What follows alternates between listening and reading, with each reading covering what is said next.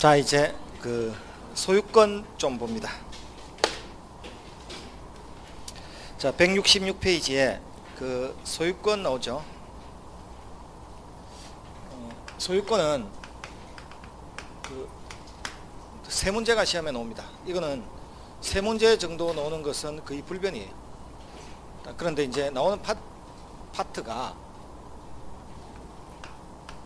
취득 시효가 시험에 한 문제, 자, 공동 소유가 한 문제, 그리고 상린관계나 기타 소유권 취득 원인이 합쳐서 한 문제. 요렇게 이제 한 문제씩 나오는 게 지금까지 지난 30년째 이렇게 해왔는데, 올해 지금 드디어 이렇게 나왔거든요. 여기 두 문제 나오고 여기 한 문제 나오고 취득 시효가 안 나왔어요. 취득 시효가 시험에 안 나온 건 처음 봐요. 지금 그 40문제 안에 점유 취득 시효라는 말이 나온 적은 있지만 취득 시효 문제라고 보긴 힘들어요. 그래서 내년에 나온다는 거예요. 안 나올 수가 없죠. 올해는 공유하고 합유가, 그럼 공유가 시험에 항상 한 문제가 나오지 합유는 지금까지 나온 적이 없는데 합유가 올해 처음 한 문제 나온 거예요. 이건 아마 대한민국에서 강의해 준 사람이 없을 거예요. 합유를. 물론 저도 안 했고. 근데 합유를 안 했는데 기본은 해줘서 그거로 풀 수 있으면 좋은데 그 정도 능력이 있다고 믿지도 않습니다. 그래서 합유가 나왔는데 이게 이제 어떤 의미냐면, 이걸 원래는 시험에 안 내는데 냈다는 것은 이 합유를 좋아하는 출제원이 있다는 거죠. 그럼 그 한 번 출제원으로 위촉되면 보통 3년이 가거든요. 그럼 이제 이 양반이 계속 합유한 문제를 낸다는 건지 그건 알 수 없죠. 어찌됐든 우리 입장에서는 이제 합유를 한 번은 손대야 된다는 거죠. 지금 말고 내년 8월달쯤 됐어. 그때 한번 보면 되지 뭘 1년 내내 볼 거예요. 그래서 취득 시효는 안 나올 수가 없는데 올해 안 나왔다는 거죠. 그래서 좀 이상하고, 그래서 어떻게 보면은 시간이 조금, 취득 시효는 어쨌든 시간이 문제가 푸는데 시간이 걸리는데 시간 안배로서는 좋았다는 거죠. 그래서 이제 이렇게 세 개를 본다는 거예요. 첫 번째가 취득 시효인데, 이 취득 시효는 쉽게 말하면 남의 땅도 오래 갖고 있으면 내 땅이 된다죠. 그게 취득 시효란 말이. 그런데 취득 시효의 가장 기초, 오늘은 기초 쪽만 할 겁니다. 취득 시효의 대상이 되는 권리가 있고 물건이 있단 말이에요. 자, 취득 시효는 남의 땅을 오래 갖고 있으면 내 땅이 된다. 소유권 취득하는 거죠. 그런데 취득 시효는 소유권만 취득 시효를 할 수 있는 건지, 소유권 아닌 다른 권리도 취득 시효할 수 있는 건지 따져봐야 된다. 그래서 취득 시효는 소유권만 있는 게 아니라 소유권 이외의 권리도 존재한다는 거예요. 그럼 이제 남의 땅을 오래 갖고 있으면 내 땅이 되기도 하지만, 남의 임야에다가 그 임야 소유자 허락 없이 아버지 묘를 쓰면 분묘기지권이라는 소유권은 아니지만 분묘기지권이라는 권리를 취득할 수 있다는 거. 20년 동안 있으면. 또 땅 소유자의 허락 없이 통로를 만들어서 20년 동안 사용할 수 있죠. 그 사람이 서울로 이사가고 없으니까. 그럼 20년 동안 사용하면 통행지역권이라는 것을 시효 취득한단 말이에요. 통행지역권은 소유권이 아니잖아요. 분묘기지권은 소유권이 아니잖아요. 그럼 남의 땅을 오래 갖고 있으면 취득하는 것은 소유권만 있는 게 아니고 소유권 아닌 다른 권리도 취득할 수 있다는 거죠. 자, 다시. 소유권을 취득 시효할 때는 그럼 자주 점유하고 있어야 됩니까? 타주 점유하고 있어야 됩니까? 자, 그런데 통행지역권을 시효 취득할 때는 통로로 쓰고 싶은 거죠. 사용하고 싶은 겁니까? 사용수익 처분하고 싶은 겁니까? 그럼 사용하고자 하는 생각만 있으면 되는 거지 굳이 사용수익 처분할 생각까지는 없어도 된다는 거죠. 그럼 통행지역권을 시효 취득할 때는 자주 점유라야 된다, 타주 점유라도 된다. 타주라도 상관이 없다는 거. 요게 차이점. 그럼 우리는 취득 시효하면 무조건 자주 점유가 아니고 소유권을 취득 시효할 때는 자주, 소유권이 아닌 권리를 취득 시효할 때는 타주라도 되는 겁니다. 그럼 통행지역권 시효 취득이나 분묘기지권 취득할 때는 타주 점유라도 무방하다. 이렇게 나옵니다. 자, 그게 가장 기초. 자, 두 번째. 그럼 취득시효의 대상이 되는 물건이 부동산만 되는 게 아니고 동산도 가능하다는 거예요. 그럼 남의 카메라도 오래 갖고 있으면 내 카메라가 되는 겁니까? 예, 그 말이에요. 남의 동산도 오래 갖고 있으면 내게 됩니다. 그럼 남의 동산을 자기 거라고 철석같이 믿고 5년 동안 들고 있으면 내 거. 남의 동산인 걸 알면서도 10년 동안 들고 있으면 내 거. 도둑질 할 만하죠. 도둑질해서 10년 동안 들고 있으면 내 거죠. 내 겁니다. 다만 어떻게 들고 있어야 되느냐면 평온하고 공연하게. 그 말은 장롱 속에 숨기면 안 되고 훔친 카메라를 빙빙 들고 다녀야 돼요. 공공연하게. 10년 동안 시비 걸어서 와서 시비 거는 사람 없어야 돼. 그럼 자기 거라. 훔친 것도. 그럼 훔친 카메라를 들고 인도네시아 이민 가서 10년간 있으면 돼. 그래서 빙빙 들고 다니면 돼. 누가 알아볼 기라. 자, 그래서 대도 조세영이가 물건 훔쳤죠. 물방울 다이아몬드도 막 훔쳤는데 우리 집에 들어와서 가져가지 않았다고 해라 이렇게 했거든요. 다 장관들이 사식 넣어주면서 우리 집에 안 왔다 그래. 들어왔어도 물방울 없었다고 그래. 자, 그 물방울 누구 거다? 조세영 있고 끼고 다녀도 누가 지 거라고 안 하잖아요. 그래서 대도 조세영은 부자입니다. 취득 시효한 게 많아. 그런데 도둑질하다 걸렸다는 그 신문기사 봤죠? 부자인데 왜 도둑질 했을까요? 아까 이야기했잖아. 팔자라고. 그 팔자는 어디로 가도 팔자라. 그 타고난 팔자는 남의 것을 보면 손이 가만히 있지 못하는 팔자라는 거예요. 도둑은 팔자니까 손댄 거죠. 바람 피는 남편 있죠? 한 번만 봐주면 평생을 봐줘야 돼. 팔자거든 그게. 바람 피는 것도 팔자입니다. 한 번 바람 피면 계속 바람 펴. 일거리를 만들어가면서. 그래서 조심해야 돼. 바람기도 뭐 타고나는 거거든. 자, 바람 안 피는 남자도 있죠? 없나요? 바람 안 피는 게 아니라 못 피는 거지 뭐. 기회가 없든지 뭐가 없든지. 자, 이 물건이 동산이든 부동산이든 취득시효할 수 있는데, 여러분 우리는 부동산 중개를 하니까 취득시효를 부동산에 관해서만 배우지만 적어도 동산도 취득시효의 대상이 된다 안 된다 물어보면 됩니까 안 됩니까? 자, 그런데 이렇게 물으면 취득시효를 하려면 어떤 취득시효든 점유해야 된다 안 해야 된다? 점유는 해야 되나요? 그럼 저당권이라는 권리는 점유하는 권리입니까? 점유 안 하는 권리입니까? 은행은 돈 빌려주고 서류상으로만 지배하지 점유하지 않죠. 그럼 저당권은 시효 취득되는 권리이다 아니다? 소유권은 또는 지역권은 시효 취득될 수 있어도 점유를 해야 되는데 저당권은 점유를 못하는 거니까 시효 취득할 수가 없죠. 그럼 시험에 다음 중 시효 취득되지 않는 권리는 하고 1, 2, 3, 4가 나왔을 때 저당권이 나오면 답일 수 있죠. 이게 작년 문제라는 거예요. 판례 50개를 죽으라고 공부해 놨더만 나온 건 이런 거 나온 거예요. 올해는 판례 50개를 해놨더만 안 나온 거예요. 시험이 그런 거거든요. 자, 그래서 이제 취득시효의 가장 기초는 했고, 우리 본격적으로 하는 이제 취득시효는 부동산 취득시효 하는 거죠. 그럼 남의 땅도 오래 갖고 있으면 내 땅이 되죠. 그런데 땅만 갖고 있을 때는, 점유만 하고 있을 때는 20년간 자주 점유하면 시효 취득을 합니다. 시효 취득했다는 겁니까? 소유자 됐다는 겁니까? 취득 시효 완성했다는 거라. 그럼 소유자가 되기 위해서는 등기해야지. 자, 그 다음 남의 땅인데도 등기도 내 앞에 옮겨놓고 있다면 10년간 점유하고 10년간 등기하면 돼. 그럼 날짜가 반으로 줄었죠. 점유만 하고 있는 게 쉬울까요? 남의 땅을 등기까지 내 앞으로 옮겨놓고 있는 게 쉬울까요?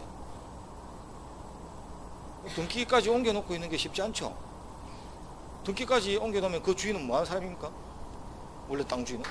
그래서 실제로는 시골에 서울로 이사가 버리고 나면 시골에 있는 땅을 등기는 서울에 있는 그 사람이 돼 있어도 점유는 그 동네 사람이 점유하는 경우가 많죠. 그럼 점유 취득 시효는 20년간 하고 등기까지 제 앞으로 돼 있으면 날짜는 팍 줄어든다는 거. 절반으로. 자, 다만 등기부 취득 시효세의 점유는 선의무가 시대 점유를 요합니다. 이건 나중에 해도 돼요. 자, 우선 하나 보죠. 남의 땅을 20년 동안 들고 있으면 내 땅이 될 수 있나요? 남의 땅 20년 들고 있기 쉽나요?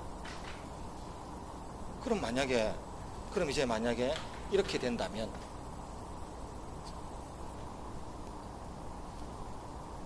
이걸 쫙 끊고 나니까 계속 쥐어야 돼. 원래는 그 옆으로 쫙쫙 가야 되는데 계속 쥐어야 돼. 그 다음 이제 이렇게 보잖아.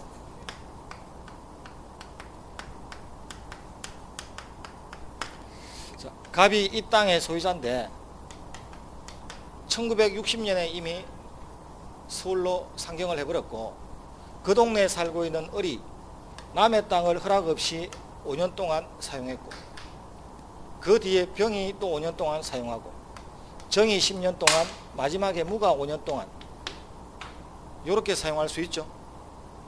그럼 총 남의 땅을 점유는 총 몇 년 된 겁니까? 총 25년이 이어왔죠. 어쨌든 을은 5년, 병도 5년, 정이 10년, 마지막 무가 5년 했단 말이에요. 자, 땅값이 있다는 이야기 듣고 갑이 시골에 내려와서는 내 땅을 내 허락 없이 누가 쓰고 있는 게 보이나요? 그럼 여러분이 갑이면 내 땅을 내 허락 없이 사용하고 있는 무를 상대로 뭐라고 했을까요?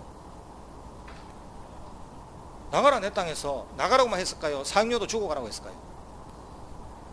남의 땅을 함부로 쓴 사용료도 주고 가라고 했겠죠. 그런데 갑은 어쨌든 60년도에 이 땅을 떠났잖아요. 그럼 갑은 25년치 사용료 내놔라 이렇게 이야기했을 거 아니에요. 여러분이 땅 주인이면. 근데 여러분이 무면 그 말 듣고 뭐라고 했을까요? 나는 5년밖에 안 썼는데 나는 5년밖에 안 썼는데 내가 왜 25년치 내나? 그 말 할 수 있죠. 그럼 나는 5년치 사용료만 낼래. 나갈 때 나가더라도 이렇게 말할 수 있어야 되나요? 그럼 점유는 25년 동안 이어져 왔는데 그 25년의 점유 중에서 자기 거 5년만 살짝 떼서 사용료 주겠다고 말할 수 있는 겁니까? 자, 다시 점유자는 자기의 점유만을 주장할 수 있다. 옵니까? X입니까? 점유 25년 중에 자기 것만 점유한 거 주장할 수 있죠. 글자 좀 줄여볼까요? 점유는 분리할 수 있다 없다. 그 말이잖아. 가능하죠? 그럼 점유는 분리할 수도 있나요? 자, 그래서 한 달 있다 5년치 사용료 정산해서 줄게. 갑이 그 말을 믿고 서로 올라갔다가 한 달 뒤에 딱 내려오니까 무가 마음이 변했어. 5년치 사용료 준다는 이야기 안 하고 그 땅 내놔라 이 말하고 앉아있는 거예요. 그럼 한 달 동안 사용료 정산하기 위해서 법 좀 아는 사람 찾아다니다가 이런 소리를 들었겠죠. 사용료 줄 생각하지 말고 취득 시효라는 거 있다더라. 그거 주장해봐. 그거 네 땅이 될 수도 있다. 이런 말을 들었겠죠. 그래서 이제는 땅 내놔라고 이렇게 나온단 말이에요. 그런데 점유 취득 시효를 하려면 몇 년간 점유해야 된다. 근데 20년이 안 되잖아요. 그럼 혹시 내 앞에 짜도 소유자는 아니면서 10년을 점유했으니까 나의 점유 5년에다가 전자의 점유 10년을 그거 갖고도 모자라면 전전자의 점유 5년을 합산해서 주장할 수 있다면 20년의 점유를 갖출 수 있죠. 그렇게 하려면 점유는 자기의 점유와 전자의 점유를 아울러 주장할 수 있다는 문구가 나오면 OX다. 그럼 점유자는 자기의 점유뿐 아니라 전자나 전전자의 점유를 아울러 주장할 수 있는 겁니까? 그걸 줄이면 병합한다 이렇게 이야기합니다. 점유를 붙여서 병합한다. 병합, 합병. 자, 시험에 점유의 분리병합이 가능하다고 놓으면 O다 X다. O라는 거예요. 문구가. 그럼 그 20년은 굳이 자기 혼자 20년일 필요는 없는 거죠. 앞 사람이 소유자가 아니면서도 점유하고 있으면 그자의 점유 땡겨오라는 거예요. 자, 그런데 자주 점유해야 됩니까? 타주 점유해야 됩니까? 이렇게 되면 을은 자주지만 병이 타주 점유고 병이 자주 점유고 무가 자주 점유면 이렇게 주장을 하면 20년은 채울 수 있지만 65년부터 이렇게 하면 20년은 채울 수 있죠. 근데 문제는 15년의 자주와 5년의 타주가 섞인 거죠. 이거는 20년을 볼 때 자주로 봐야 될까요? 타주로 봐야 될까요? 자, 전부 마음이 똑같지는 않을 거 아니에요. 사람 마음이. 그럼 물병에다가 잉크 한 방울 톡 떨어뜨리면 그 부분만 팔았나요? 전체가 팔았나요? 그럼 조금이라도 불순물이 섞이면 항상 전체를 나쁜 쪽으로 몰고 가는 것.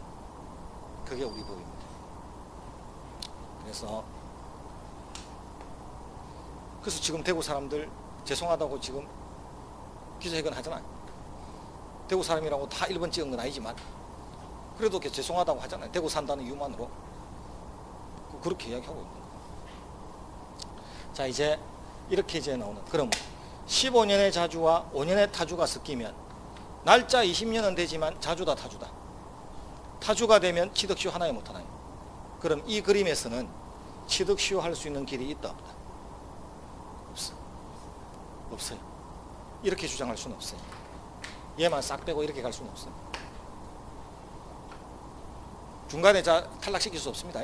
그래서 시간이 이렇게 흘러왔는데 중간에 5년이 사라질 수는 없잖아요. 그럼 이 상태에서는 취득시효를 할 수는 없고 사용료 주고 쫓겨나는 일밖에 없는 거죠. 근데 만약에 이렇게 된다면 요게 타주고 요게 자주면 이제는 65년부터 딱 끊어버리면 20년의 자주가 되나요? 이제는 취득시효 할 수 있나요? 여기서는 뭔 생각을 한번 더 해야 될까요, 여러분? 어떤 생각을 해야 될까요? 시간 어떻게 흘러왔나요? 시간의 흐름은 이렇게 흘러왔잖아요. 나는 지금 여기서부터 거꾸로 계산하고 있잖아요. 그럼 시간의 흐름대로 계산하면 을을 물고 들어가야 되니까 을을 물고 들어가기만 들어가면 30년이 됐든 300년이 됐든 취득시효를 못한단 말이에요. 타주가 섞여버리니까. 근데 거꾸로 계산하니까 취득시효가 되죠. 그럼 이제 우리 궁금증은 취득시효를 계산해서 전자의 점유를 함께 주장할 수 있을 때 그때 반드시 시간의 흐름을 흐름대로만 계산해야 되는 건지 역산을 허용할 수 있는 건지가 쟁점이 될 수 있죠. 한번 따져본다. 그럼 이렇게 역산을 허용하는 것이 허용하는 것이 원칙일까요? 허용 안 하는 것이 원칙일까요? 네? 허용하는 게 원칙이다. 허용 안 하는 게 원칙이다. 공부를 못해도 눈치가 있어. 저 모르게 어떻게 적어놨습니까 지금? 허용 안 하는 걸 위에 올렸잖아요 지금. 눈치만 있으면 보통은 OX인데 왜 X로 했지? 이게 원칙인가? 공부 안 해도 눈치가 좀 있어야. 그럼 역산을 허용하지 않는 것이 원칙이다. 그런데 갑이라는 자에게 등기를 이어받은 A가 없다면, 제3자가 없다면, 그럼 이런 제3자가 있다면 등기 명인이 동일합니까? 달라지는 겁니까? 이런 자가 없다면 등기는 한 사람이 갖고 있으니까 등기 명인이 동일하죠. 이런 이해관계에 있는 제3자가 없다면 역산을 허용한다는 거예요. 예외적으로. 그럼 이 사건에서는 이런 자가 없으면 역산이 허용된다 안 된다? 이제 취득시효 할 수 있는 겁니다. 자, 다시. 남의 땅 오래 갖고 있으면 내 땅이 되나요? 그런데 혼자서 남의 땅 20년 동안 들고 있기 쉽지 않죠. 그럼 내 혼자가 아니라 앞사람이나 그 앞사람의 점유를 함께 합산할 수도 있는 건가? 한번 생각해 봐야 되겠죠. 그래도 날짜가 모자라면 나는 내가 점유한 부분만 사용료 내고 빠질 생각도 해야 되죠. 그럼 결론은 점유가 분리될 수도 있는 건지 병합될 수도 있는 건지 한번 생각해 봐야 되고, 분리가 될 때는 관계가 없지만 병합이 될 때는 나의 마음과 전자의 마음이 같지는 않을 텐데, 그럼 서로 다르면 어떻게 되지?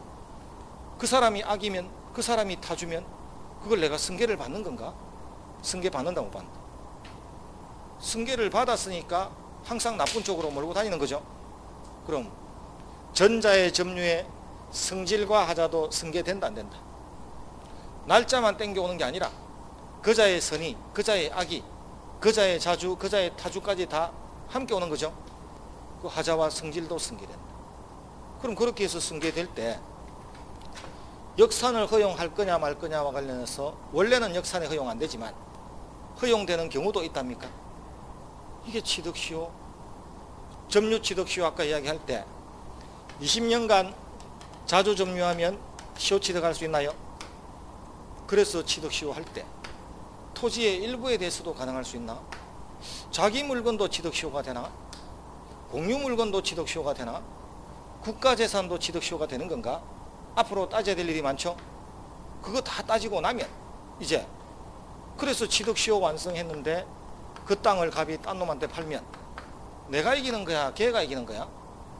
이런 문제도 따져야 되겠죠? 지금 우리 뭐 따졌나요? 우리 이거 하나 따지고 앉아있는 20년 동안 갖고 있어야 된다는데 20년 하나 갖추는 게 어떤 건지 지금 따지고 있었던 거예요. 혼자서 안 되면 앞사람 거 갖고 올 수 있나? 그 앞사람 거 갖고 올 때는 성질도 같이 갖고 오나? 그렇게 갖고 올 때 계산은 앞에서 하나 뒤에서 하나 이런 거 따지고 있죠. 그럼 앞으로 따져야 될 게 얼마나 많은지 아시겠죠? 그렇게 해놨는데 시험 안 나왔다는 거죠. 그럴 수도 있다는 거죠. 자, 이게 취득시효. 민법에서 가장 판례가 많고 가장 공부할 게 많은 것 중에 하나가 취득시효. 그래도 내년은 반드시 나올 테니까. 그렇죠. 그럼 이렇게 이제 점유에 관해서 취득시효에 관해서 하나 봤는데, 혹시 갑이라는 자가 17살인데 을한테 매매를 하고 땅을 넘겼다가 땅은 전매가 돼서 이렇게 넘어갔단 말이에요.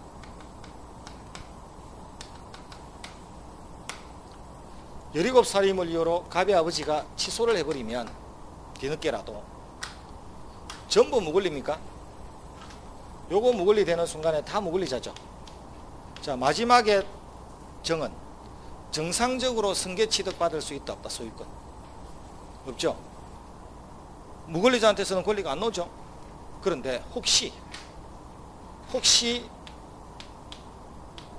점유를 10년 하고 혹시 등기를 10년 하면 10년간 점유하고 10년간 등기하면 등기부 취득시효에서 소유권 취득할 수 있다고 하니까 정상적인 소유권을 취득 못해도 취득시효에서 소유권 취득할 수 있을까요? 그럴 가능성도 있을까요? 근데 그렇게 하려면 아까 혼자만 갖고 안 되면 앞사람의 점유, 그 앞사람의 점유를 함께 주장할 수 있다고 했습니까? 등기도 지 혼자 심리이 안 되잖아요. 그 전자의 등기, 그 전전자의 등기를 합쳐야 심리이 되죠. 그럼 등기도 전자나 전전자의 등기를 아울러 주장할 수 있다 없다? 있다. 자, 시험에 점유의 승계를 인정합니까? 점유는 승계할 수 있습니까? 등기의 승계도 인정된다 안 된다? 등기의 승계도. 그럼 결론은 취득시효에서 말하는 숫자는 자기만의 숫자를 말하는 게 아니고 점유든 등기든 전자나 전전자의 점유나 등기를 함께 주장할 수 있다는 거네요. 날짜만 맞추면 된다는 거. 자, 마지막 하나 더. 자, 점유된 기간과 등기된 기간은 때를 같이 할 필요가 있다 없다? 자, 다시. 점유 2년 할 때 등기 2년, 점유 3년 할 때 등기 3년, 점유 5년 할 때 등기 5년, 이렇게 때를 같이 해야 되는 건지 아니면 이렇게 지멋대로 해도 되는 건지. 자, 점유된 기간과 등기된 기간은 때를 같이 할 필요가 있다 없다? 없다. 굉장히 유명한 판례. 너무 흔해졌지만. 자, 내가 남의 땅을 살 때는 먼저 등기를 하고 시골에 뒤늦게 내려가면 등기는 7년 됐는데 점유는 3년밖에 안 될 수도 있죠. 경우에 따라서는 먼저 점유하고 있다가 뒤늦게 사면 점유는 8년 됐는데 등기는 2년밖에 안 될 수도 있죠. 그래서 우리는 점유와 등기가 항상 같은 게 아니에요. 달라질 수 있는 거예요. 여러분이 집을 사서 등기는 8월 달에 하고 들어가기는 내년 4월 달에 들어가면 점유된 기간과 등기된 기간은 달라져 버리는 거예요. 그렇게 이제 항상 달라질 수 있다. 그럼 우리 취득시효에서 앞으로 많이 공부해야 되지만 그 와중에 가장 기본인 20년 10년간 어쨌든 남의 땅을 점유든 등기든 하고 있으라는데 20년 10년을 어떻게 갖추는 건지 그 공부 하나인 거죠. 그리고 이제 1월 달에 기본서를 받으면 자기 물건의 취득시효를 인정한 판례 보고 공유물의 취득시효를 인정한 판례 보고 국가재산 중에서 폐지된 도로, 폐지된 학교, 일반재산, 옛날에 잡종재산 이렇게 취득시효가 가능한 국가재산도 보게 되고 그 다음에 취득시효와 관련해서 제3자고 엮였을 때 이 땅 과연 누구한테 우선권을 주느냐도 배우게 되고 일일이 다 배우게 될 거예요. 지금은 가장 기초받다. 그게 취득시효. 그럼 그 168페이지 가면 최고 밑에 가면 취득시효라 함은 어떤 자가 특정물에 대해서 권리를 행사하고 있는 것과 같이 외관이 존재하고 그 외관이 일정 기간 계속되는 경우에 그 외관상의 권리자에게 권리를 취득해 하는 제도를 말한다. 폼나게 적어놨는데 한마디로 하면요, 오래 갖고 있으면 남의 땅도 내 땅입니다. 그 말이죠. 자, 그럼 그 169페이지 위에는 민법은 취득시효의 대상물에 대해서 부동산 취득시효와 동산 취득시효로 구분하고 있다고 되어 있죠. 자, 부동산 소유권의 점유 취득시효 보니까 245조 1항 20년간 소유의사로 평온 공연하게 부동산을 점유하면 등기함으로써 소유권 취득한다 있죠. 자, 2항에 가니까 소유자도 아니면서 부동산의 소유자로 등기한 자가 10년간 소유의사로 평온 공연하게 선의며 과실 없이 부동산을 점유한 때도 소유권 취득한다. 1항은 점유 취득시효, 2항은 등기부 취득시효. 그렇게 나눠졌단 말이에요. 그 1항은 점유만 하면 되고 2항은 점유도 하고 등기도 하고 있어야 되죠. 그 차이. 그래 놓고 그 밑에 가니까 자기 물건은 어떻게 되나? 토지의 일부는 어떻게 되나? 국가재산 중에서 사적 처분, 팔아먹을 수 있는 재산, 일반 재산은 어떻게 되지? 공유지분은 어떻게 되지? 앞으로 배우면 돼요. 이 네 가지는 다 됩니다. 그 다음에 그 3번에 가니까 20년의 기산점과 관련해서 원칙적으로 점유 개시 시가 기산점이 되지만, 자, 이게 무슨 뜻입니까? 역산을 허용한다는 뜻입니까? 허용 안 한다는 뜻입니까? 점유를 개시한 시점을부터 20년 갖추려면 남의 땅 점유한 시점부터니까 세월의 흐름대로 가라는 이야기죠. 그럼 역산을 허용 안 한다는 이야기죠. 그런데 뒤에 소유자의 변동이 없으면, 이해관계에 있는 제3자가 없으면, 즉 등기 명인이 달라지지 않았다면, 등기 명인이 달라지면 소유자의 변동이 있는 거니까, 그럼 갑이 계속 등기하고 있었다면 임의로 선택할 수 있다는 것은 이제는 거꾸로 계산해도 된다는 겁니까? 그게 역산을 허용한다는 것이죠. 그래서 역산을 허용한다, 허용하지 않는다를 저렇게 표현할 수도 있다. 같은 말로 안 보이죠? 같은 말로 보이겠죠. 뭐 이번 달에는 안 돼도 3월 달에는, 5월 달에는, 7월 달에는 시험 치기 전까지 되면 되니까. 그렇겠지. 지금은 전혀 다르게 보이겠죠. 자, 요게 취득시효. 자, 이제 170페이지로 가면 공동소유 있나요? 공동소유가 두 문제 나온 건 중개사에서 처음입니다. 올해.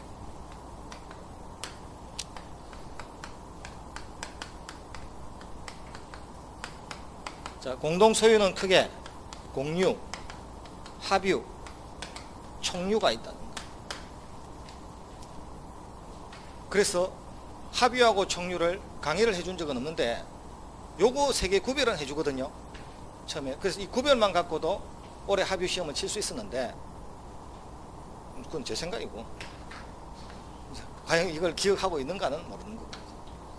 자, 재산을 소유하는 형태 중에 이 세 개가 다 단체가 재산을 소유하는 건데, 일종의 여러 사람이 공동으로 소유하는 것 중에 권리 능력 없는 사단이 재산을 소유하면 우리는 총유한다 이렇게 이야기합니다.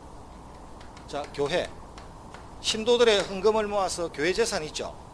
그 교회 재산을 총유라고 본다. 자, 마을 사람들이 공동회관 짓고 뭐 한다고 각출한 돈 있죠. 그걸 총유라고 본다. 그 다음 문중. 자, 문중에서 뭐 선산 수리하고 뭐 비석 세우고 한다고 돈 거둘 수 있죠. 그게 총유란. 사람은 언제부터 권리 능력을 가집니까? 출생한 때부터. 그럼 단체, 법인은 언제부터 권리 능력을 가질까요? 설립 등기를 한 때로. 자, 그럼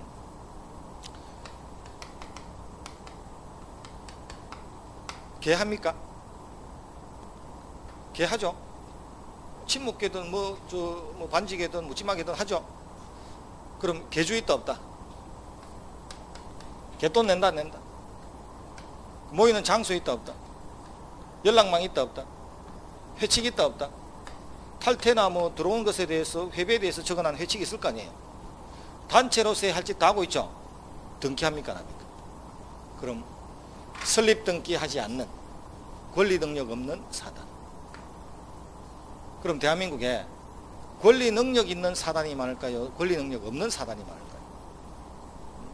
친목계, 동창회, 낚시회, 조기축구회 얼마나 많아요. 그래서 권리 능력 없는 사단이 훨씬 많다. 그럼 그런 권리 능력 없는 사단의 재산 소유 형태 보시면 친목계 한 달에 2만 원씩 낼 수 있죠. 그 2만 원씩 3년을 부었지만 내가 거기에 13분의 1 지분 갖고 있다 소리 한다 난다. 교회 헌금 냈다고 해서 130분의 몇 갖고 있다 소리 한다 난다. 그럼 총유는 지분 개념이 없는 겁니다. 그 마을에 소속돼 있을 때는 공동회관 짓는데 돈을 각출하기도 하고 공동회관 쓰기 사용하기도 하고 돌아가면서 한 달에 한번 청소하기도 하나요? 그렇다고 지분 갖고 있다 소리는 안 하죠. 또 이 총유라는 재산은 그 단체에서 탈퇴할 때도 사용할 수 있나요? 탈퇴할 때는 못 쓰나요? 교회 재산, 교회 시설은 그 교회에 소속돼 있을 때는 사용해도 그 교회에서 탈퇴하고 나면 안 쓰는 거죠. 그럼 이거는 그렇네요. 단체가 모은 재산은 지분이 있다 소리도 못하고 단체에 소속돼 있을 때는 권리와 의무가 있지만 단체에서 떠나버리면 나만 나가야 되지 돈 들고 나가는 게 아니죠. 그게 총유라는 개념. 총유를 한마디로 하면 이거네. 떠날 때는 말없이. 떠날 때는 말없이. 그럼 친목계 2만 원씩 3년을 부었는데 개주하고 싸움했다고 내만 탈퇴하면 돈 한 푼도 못 받죠. 그럼 배 아픕니까? 그럼 어떻게 할래요? 그 돈 쓰고 나가야 될 거 아니에요. 그래서 개원들을 꼬셔서 홍도다 흑산도다 한번 탁 털어먹고 가야지. 안 그러면 배가 아파서 어떻게 해? 자, 그래서 권리 능력 없는 사단이 재산 소유 형태를 총유한다 이렇게 이야기한다. 자, 그럼 이제 이런 게 총유인데 그냥 우연히 결합한 거예요. 공유는 우연히 결합했고 우연히 모였으니까 흩어지기도 빨라. 결합의 형태가 가장 느슨한 게 공유다, 총유다. 결속력의 정도가 가장 느슨한 형태가 공유, 가장 단단한 형태가 총유, 합유는 그 중간. 그럼 이걸 머릿속에 이렇게 해놓으면 돼요. 이거는 모래와 같은 거예요. 쉽게 뭉쳐지고 쉽게 흩어져 버려요. 이거 돌이에요, 돌. 그럼 합유는 뭐로 보면 될까요? 이 중간쯤 되면 진흙 정도 보면 되겠죠. 자갈도 돌이죠. 그래서 모래와 진흙과 돌, 그 정도 단단한 결합 상태라고 보시면 돼요. 그럼 우리 합유는 조합재산이 합유란 말이에요. 조합재산은 쉽게 말하면 동업이에요. 조합이란 말 많이 들어봤나요? 재개발조합, 재건축조합 많이 들어봤죠? 그 조합은 여기서 말하는 조합이 아닙니다. 여러분이 공법에서 배우는 조합은 조합이라기보다는 법인이에요. 여기서 말하는 조합은 택시 타면은 이렇게 돼 있는 거 봤죠? 앞에 뭡니까? 주식회사. 그런데 어떤 때는 이렇게 돼 있는 거 봤나요? 합자, 한 명 이런 거. 이런 게 동업 개념입니다. 합자에서 한 명 했어요. 아직 대한민국에 이런 거 많거든요. 그럼 합유는 우리가 조합재산을 합유한다 이렇게 이야기하고 동업할 때, 그 다음에 단체에 돈을 넣어놓을 때를 보통 권리능력 없는 사단일 때를 총유한다 이렇게 이야기하고, 아버지 돌아가시고 나면 그 주택을 아들들이 공유할 수 있죠. 우연히 결합한 거라 그냥. 그게 공유라, 공유. 그런데 그럼 공유를 이제 우리가 공부할 때는 이렇게 공부하는 거예요. 이 땅을 아버지 돌아가시고 형제 세 사람이 상속받았나요? 그럼 이 3분의 1은 뭐라고 합니까? 지분. 공유 지분. 그럼 이 땅은 뭐라고 합니까? 공유 물. 공유하고 있는 토지, 공유하고 있는 건물, 공유하고 있는 카메라, 공유물이죠. 그럼 공유에서 공부하는 패턴은 딱 3개. 공유 지분을 파는 것은 내 자유인가? 공유 지분은 남들한테 동의받아야 됩니까? 그냥 팔 수 있나요? 그럼 공유 지분은 자유롭게 처분할 수 있다는 말이 나오겠죠. 그럼 내가 아파트에 살면 그 아파트에 10몇만 분의 몇 공용 부분을 공유하고 있지만 옆 사람 동의받고 파는 거 아니잖아요. 근데 공유물을 팔 때는 3분의 1 가진 내가 땅 전체를 다 팔아먹을 수 있나요? 그럼 땅 전체를 다 팔아먹을 때는 다른 공유자의 동의가 있어야 됩니까? 그럼 공유물 처분은 전원의 동의를 요한다. 공유 지분의 처분은 당연히 각자 자유롭게 할 수 있다. 이렇게 나오겠죠.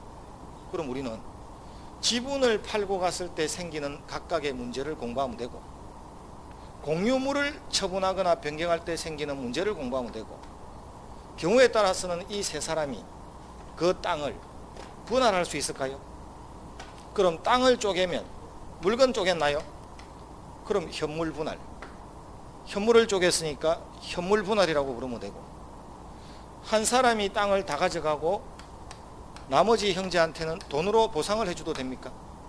이건 대가 보상의 분할 방식이라고 하고, 또 경우에 따라서는 전혀 엉뚱한 사람한테 땅을 팔고 돈을 나누어 가져도 되나요? 그럼 이것은 대금을 분할했다고 말하고 돼요. 근데 이런 분할을 협의할 수 있다 없다? 협의가 안 되면 재판 갈 수 있다 없다? 그럼 협의 분할도 가능하고 재판상 분할을 가능한데, 그걸 통해서 현물을 분할하든 대가를 보상하든 대금을 분할하든 하라는 것. 그럼 우리가 공유 공부할 때는 딱 3가지. 공유 지분의 법률관계 공부하고, 공유물의 법률관계 공부하고, 공유물 분할을 공부하면 공유 공부 다인 겁니다. 앞으로. 그럼 이제 이렇게 공부하는 거죠. 예컨대 나중에 이제 판례 공부를 제대로 할 때는, 자, 3분의 1 지분 가지고 3분의 1 팔아먹을 수 있다 없다? 자유롭게 팔아먹을 수 있죠. 3분의 1 지분 가진 자가 간만에 시골 내려갔더만 A라는 자가 불법으로 허락 없이 쓰고 있으면 나는 3분의 1 소유자로서 얘한테 축사 철거하고 나가라고 할 수 있다 없다? 다 나가라고 합니까? 3분의 1만 나가라고 합니까? 예? 3분의 1만 나가라고 하면 이래 올 낀데, 그럼 3분의 1밖에 없어도 이 땅에서 완전히 나가라고 할 수 있죠. 그럼 지분만 가지고도 전부에 대해서 나가라고 할 수 있는지 한번 따져봐야 될 거 아니에요. 또 경우에 따라서는 을이라는 자가 지 혼자서 쓰고 있을 수 있잖아요. 얘도 소유자는 맞죠. 3분의 1은 다수 지분이다, 소수 지분이다. 그럼 소수 지분권자는 다른 소수 지분권자를 상대로 니 혼자서 왜 쓰냐, 같이 좀 쓰자 할 수 있는지 없는지 따져봐야 될 거 아니에요. 쓰는 자가 3분의 2 다수 지분 가진 자일 수도 있죠. 이때는 어떻게 되지? 또 따져봐야 될 거 아니에요. 이런 거 공부하는 게 공유 지분의 법률 관계. 앞으로 우리가 공부해야 될 게 하나하나. 그 다음, 그럼 이 땅 전체를 3분의 1 가진 자가 이 땅 전체를 팔아먹으면 된다 안 된다? 안 되죠. 그럼 이 땅 전체를 다른 사람한테 세를 주는 건 어떻게 되나? 그런 것은 공유물의 사용 수익은 지분의 비율로 한다. 공유물의 관리는 지분의 과반수로 한다. 그 법조문에 따라 해결해 주면 되겠죠. 그럼 예컨대 이 땅을 다른 사람한테 빌려주고 월세를 받는 것이 공유물의 관리라면, 갑이 만약에 10분의 6을 들고 있으면 을과 병이 반대를 하든가 말든가 단독으로 임대차를 해주고 월세 받을 수 있다 없다? 그럼 임대차를 하는 것이 공유물의 관리라고 느껴지면, 법이 관리는 지분의 과반수로 된다고 했으니까 10분의 6만 가지고 있어도 과반수는 되나요? 그럼 할 수 있겠지 뭐. 소수가 반대해도. 이런 거 배우러 나갈 거란 말이야 우리가. 하나하나. 공유는 이런 거 공부하는 거라. 그 다음 분할 공부하고. 자, 그럼 합유는 동업이라고 했죠. 그럼 A의 돈과 B의 돈이 결합해서 동업할 수 있다 없다? A의 돈과 B의 기술이 결합해서 동업할 수 있다 없다? 그럼 이 기술을 투자한 돈만큼 취급해주면 각자 지분은 2분의 1이죠. A와 B가 대판 싸움을 했거든요. B는 A가 마음에 안 들면 동업을 깨야 돼. 조합을 해산해야 돼. 지분을 만약에 B가 팔고 가버리면요, A 허락 없이 A는 사업 망했다 안 망했다? A는 B의 기술을 믿고 돈을 투자했는데 엉뚱한 C가 들어오면 망한 거죠. 그럼 이때는 지분을 팔고 가게 해야 됩니까? 조합을 깨야 됩니까? 동업관계를 깨야 되잖아요. 그럼 공유 지분은 자유롭게 처분할 수 있었지만 합유 지분은 단독으로라도 자유롭게 처분할 수 있다 없다? 이게 오래시. 합유를 강해해 준 적은 없지만 이거는 강해해 줬으니까, 합유 지분은 단독으로 처분할 수 없다는 건 강해해 줬으니까 이게 기억났으면 풀 수 있는데 제 생각에는 불가능하다는 거죠. 그 과연 기억할 수 있었을까? 합유 지분과 공유 지분은 차이가 그런 거야. 공유 지분은 자유롭게 처분해도 합유 지분은 자유롭게 처분할 수 없다는 거야. 또 차라리 동업을 깨야 되지. 자, 이제 170페이지에 가면, 최고 밑에 가면 공유는 물건에 대한 공동 소유의 한 형태로서 물건에 대한 한 개의 소유권이 불량적으로 분할되어 여러 사람에게 속한다. 지분의 형태로 가진다고 했죠. 한 개의 소유권을 100분의 1씩 가질 수는 있어도 소유권 100개를 가질 수는 없다고 했죠. 자, 171페이지.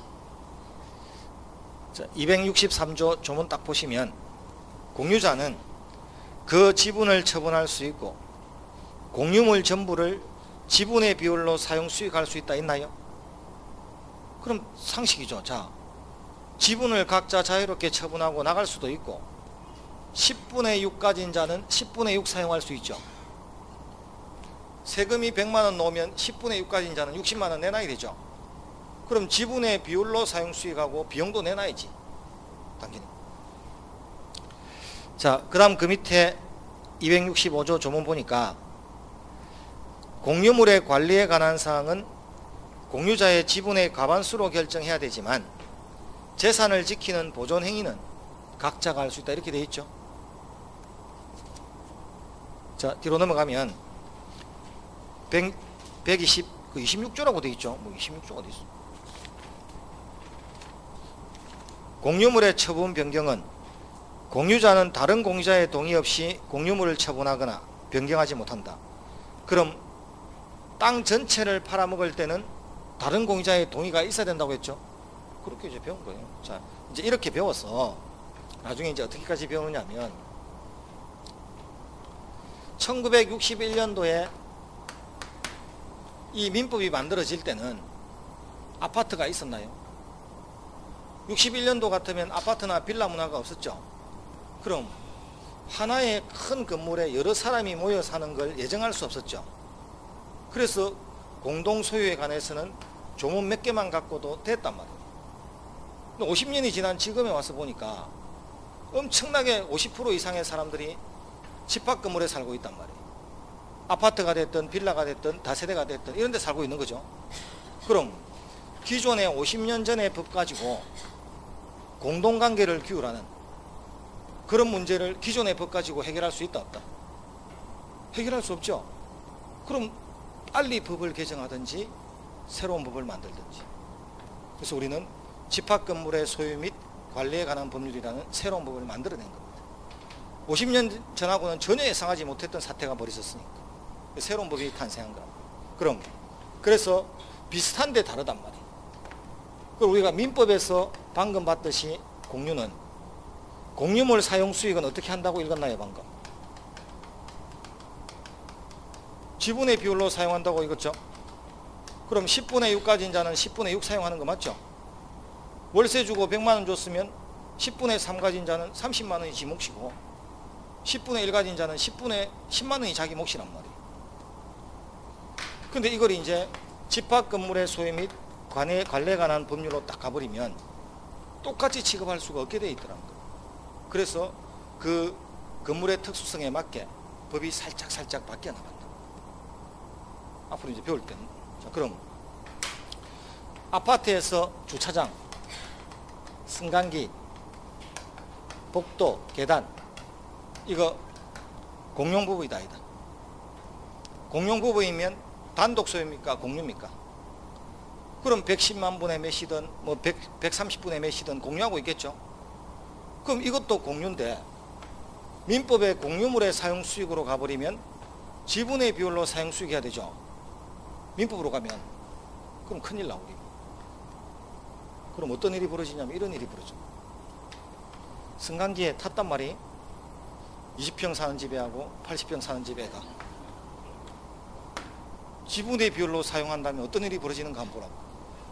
80평 사는 애는 쫙 들어 누워. 자, 20평 사는 애는 옆에서 뭐 하고 있어야 됩니까? 한 발 들고 있어. 계단 내려갈 때 봐. 80평 사는 애가 이렇게 내려갈 때 20평 집 사는 애는 여기서 숨 한 번 크게 쉬고 홀짝 뛰어요. 주차장에 80평 사는 집 차는 이렇게 주차장에 차대죠. 20평 사는 집 차는 세워야 돼. 얼마나 웃기는지 아시겠죠? 그러니까 민법상의 공유에 관한 이 법조문 가지고는 집합건물에 집어여서는 안 맞더란 말이에요. 그러니까 집합건물에 맞게 법이나 이런 것들이 변형될 수밖에 없단 말이에요. 그럼 시험에 집합건물의 공용 부분은 지분의 비율로 사용수익한다. O다 X다. 그게 작년 시험이란 말이에요. 지분의 비율이 들어오면 안 되는 거 이런 데서. 그런 거 이제 구별하는 거예요. 그래서 이제 공동소유를 공부하는 것은 사실은 공유가 시험에 나오는 것은 우리가 중개를 하는 데 있어서 태반이 아파트나 빌라나 이런 게 많으니까 그래서 이 공유는 중요하다라고 배우는 거예요. 자, 앞으로 이런 것들을 배울 거라는 거예요. 자, 이제 이거 두 개를 하고 나면 앞으로 넘어와서 167페이지에 오면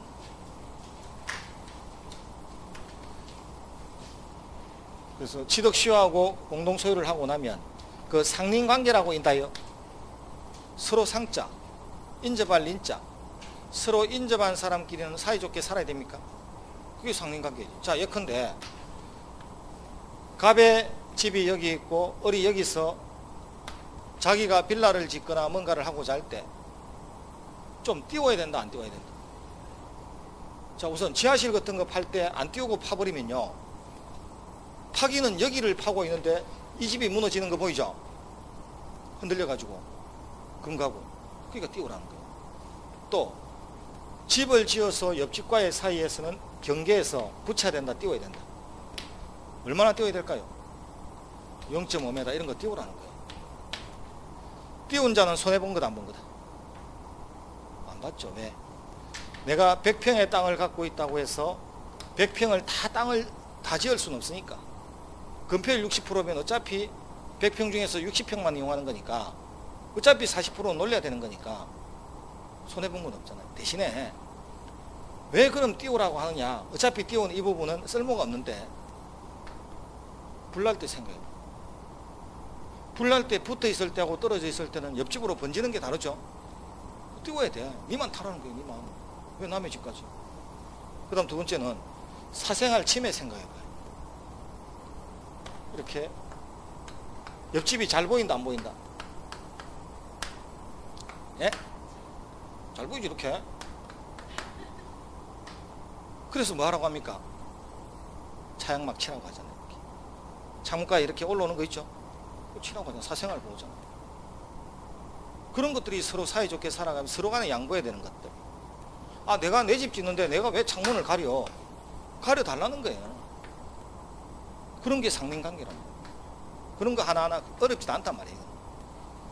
그래서 인터넷에 이런 게 올라왔다. 여기 살고 있는 중학교 2학년 여학생이 인터넷에다 이렇게 올린 거예요. 옆에 살고 있는 고등학생 오빠가 축농증에 걸려서 코 풀고 나면 휴지를 자꾸 내 방에 집어 던져서 못 살겠다.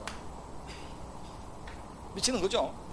그럼 그 밑에 해결책이 쫙 달렸겠죠. 댓글이. 해결책이 달렸는데 댓글 중에 이런 게 달렸어요. 당신도 던지시오. 그날이 되면 이렇게 됐다. 그건 이제 여러분이 이제 해석하기 나름이고, 그날이 어떤 날인지는 알아서 해석해봐. 그래서 이제 당신도 던지시오 해놓고 촥 해놓고 촥 해놔. 이런 게 상린관계야. 내 2층에 살고 있는데 1층에 조용한 골동품 가게 하기에 좋더만 이사가고 나서 고깃집을 해. 미치겠다는 게 연기가 자꾸 올라왔어. 자, 나는 집진기 달아서 연기를 옥상으로 빼라고 요구할 수 있어야 된다 없어야 된다. 이런 게 상린관계라고. 상호 인접환자들끼리 서로 양보하고 서로 간에 절제하면서 살아야 된다. 그래서 심지어 대구에 지금 지하철 3호선은 우리 그 놀러 가면은 왜 생기는 뭐야죠? 놀이동산 기구처럼 이렇게 해놨거든요. 지하철이 모노레일처럼 전부 공중으로 다녀. 3호선 전체 노선이. 그래서 그냥 놀이동산 한번 갔다 온 것 같아 돌면. 그런데 3호선 공중으로 다니면 주변 아파트를 지나갈 수 있다 없다. 사생활 침해가 된다고. 그래서 이 지하철이 어떻게 구성되어 있냐면 아파트를 지나갈 때마다 유리창이 하얗게 변합니다. 유리창 색깔이 자동으로 변합니다. 그래서 밖을 못 보게 해놨다.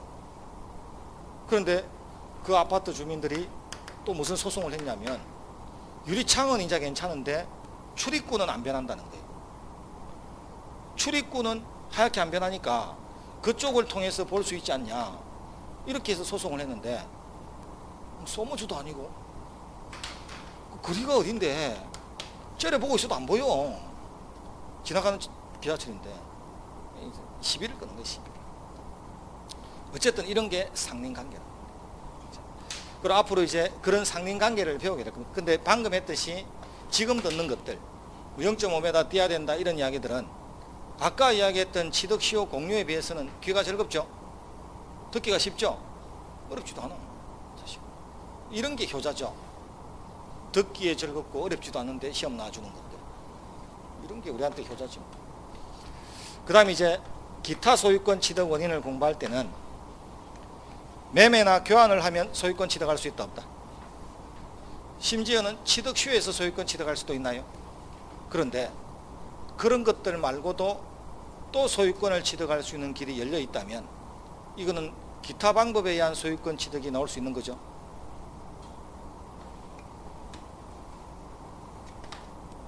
그럼 산길 가다가 토끼 한 마리 죽으면 누구 겁니까?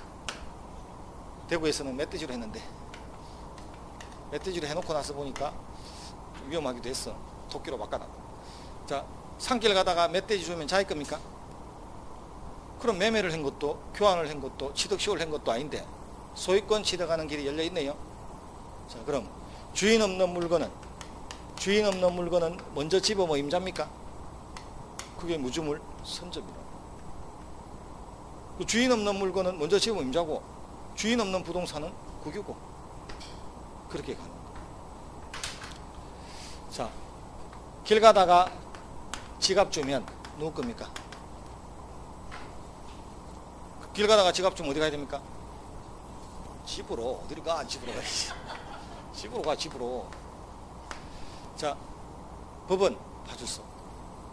법원 유실물센터나 파출소로 가면 원래 지갑 주인이 가져가고 다만 습득한 자는 주인이 안 나타나거나 또는 습득한 자가 주인이 나타나면 그 안에 있는 물건의 5% 내에서 20분의 1의 범위 내에서 보상받을 수 있습니다.